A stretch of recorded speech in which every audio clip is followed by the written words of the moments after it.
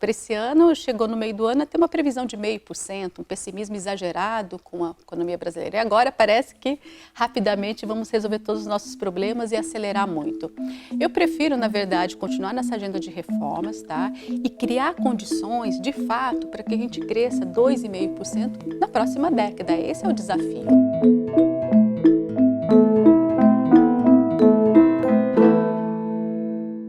Silvia, obrigada pela sua presença aqui no Bate-Papo para a gente falar sobre macroeconomia para 2020.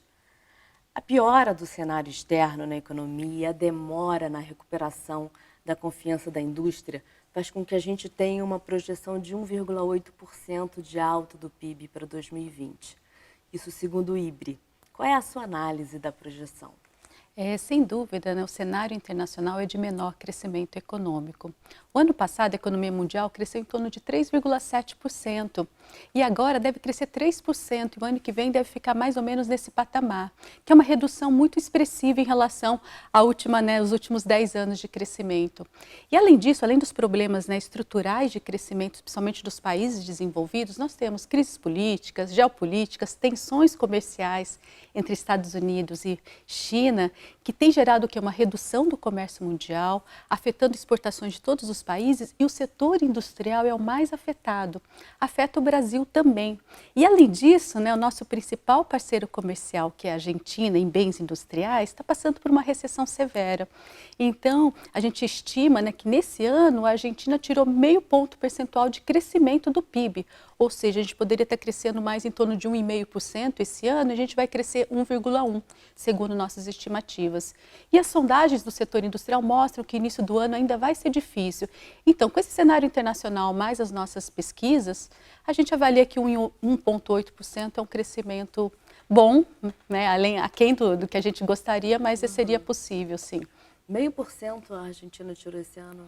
Sim, porque a Argentina tem uma participação relevante na produção de manufaturas do Brasil. Não é só apenas no setor, automobilístico, mas tem efeitos em cadeia em todo o setor industrial. E interessante também, quando a indústria vai bem, vários outros setores de serviços também vão bem, como o transporte, o próprio comércio, que faz com que leve esses produtos até a Argentina. Então, isso tem um efeito sobre serviços e impostos também. Então, tudo isso faz com que o PIB fique mais fraco. Então, tem um efeito importante.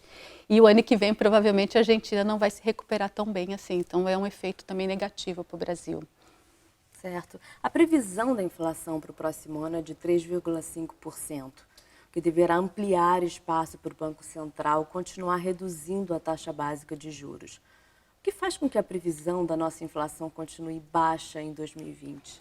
Bom, com certeza a melhor notícia para 2020, que a gente está falando de recuperação econômica, sem risco inflacionário, com queda de juros. Isso realmente é uma novidade no Brasil. Toda vez que a gente fala em volta de crescimento, sempre uma preocupação com a inflação.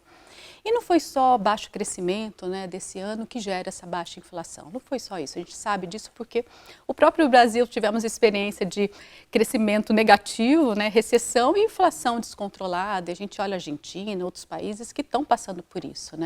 E uma questão importante que para o Brasil sempre controlar a inflação, a gente sempre tinha o quê? De ter uma política monetária apertada, juros elevados. E agora está sendo diferente. O mundo também está ajudando um pouco nisso, porque esse baixo crescimento faz com que todos os países tenham uma política monetária acomodatícia, ou seja, queda de juros. Então, a gente está seguindo o mundo. Mas a gente está conseguindo seguir esse mundo com essa queda de juros. E por quê? Qual é a diferença? O importante aqui é que desde o governo Dilma, iniciamos lá com Joaquim Levy no Ministério e depois com o governo Temer, principalmente no governo Temer, nós conseguimos controlar os gastos públicos. Entre 98 e 2014, os gastos públicos federais cresciam acima de 6% em termos reais todo ano. E de 2015 para cá, eles estão estagnados em termos reais. Então, a política fiscal deixou de ser expansionista. E, além disso, o crédito público também recuou, os subsídios também. Então, toda a política fiscal e parafiscal deixou de ser expansionista. Então, agora, a política monetária pode ser o quê? né, deixou de ser expansionista, agora ela pode ser expansionista, porque até o momento, então, o que era? Política fiscal e parafiscal expansionista, acelerando, e a política monetária tinha que ser contracionista. Então, essa, né, não é mágica, é como funciona a macroeconomia, essa é a mudança de perfil de lá para cá. E lembrando, né, que nesse período de expansão da política fiscal, além de juros reais muito elevados, nós tivemos problemas de aumento de dívida pública, né, a gente está falando de uma dívida de 80% do PIB, muito acima da média dos países emergentes, e também má alocação de recursos, maus investimentos. Então, a gente está pagando uma conta aí bem severa e a gente espera que nos próximos anos a gente consiga, de fato, ter juros reais mais baixos. E essa flexibilização da política monetária é compatível com o significativo grau de ociosidade da economia brasileira? Olha, eu acho que por trás dessa discussão, né, até onde o Banco Central pode ir nos juros, né, tem gente criticando, achando que tem que ir mais ainda, a gente de fato não sabe. A nossa previsão lá no IBRE é em torno de 4,5%, né, que o juro pode recuar um pouco mais esse ano e ficar estável. Pode ser que ele reduza até um pouco mais, mas a gente só vai saber o ano que vem com mais clareza, porque a gente tem que olhar o cenário de atividade e de inflação. E é importante aqui não só pensar a inflação do ano que vem, é a inflação de mais médio e longo prazo. A gente tem metas cadentes de inflação. Para 2022, a meta é 3,5%. Então, a gente espera que a gente fique com essa inflação baixa, né, por muito tempo. Claro. Como os outros países. Então, a gente está conseguindo convergir em inflação e taxa de juros similar aos países emergentes, né? Aí, países aqui da América Latina, excluindo aí Argentina e Venezuela. Então, isso é uma novidade. Eu acho que é melhor parar e olhar, avaliar, do que descer demais os juros e depois ter que subir de novo. Nessa volatilidade de política monetária, eu não acho muito adequada. Mas acho que por trás dessa discussão, eu acho que tem uma crítica ao Banco Central, né? Em geral, as pessoas, né, agentes de mercado, dizem o seguinte: ó, a economia brasileira não voltou, né, demorou para recuperar, teve essa frustração porque o Banco Central foi muito conservador. É fácil falar crítica depois, mas eu acho que o efeito que o Banco Central teve nessa falta de recuperação econômica foi relativamente pequeno. E tem muitos benefícios desse conservadorismo, tanto que a gente está falando de inflação baixíssima, de juros baixos, só foi possível depois de passar por esse período aí difícil, né, que teve impacto, sem dúvida, sobre a economia. Mas a discussão toda é que equilíbrio macroeconômico é uma condição necessária, mas não suficiente para crescimento. Então, tem inflação baixa, juros baixos, política fiscal em ordem, é necessário, mas isso não gera crescimento, não é o juro que gera o crescimento de médio e longo prazo e consistente. São os ganhos de produtividade, e isso vem de uma agenda de reformas microeconômicas, que a gente ainda está muito ruim neste quesito. E há no mercado previsões ainda mais otimistas de crescimento, acima de 2%. Existe um excesso de otimismo para a economia de 2020, segundo a sua opinião?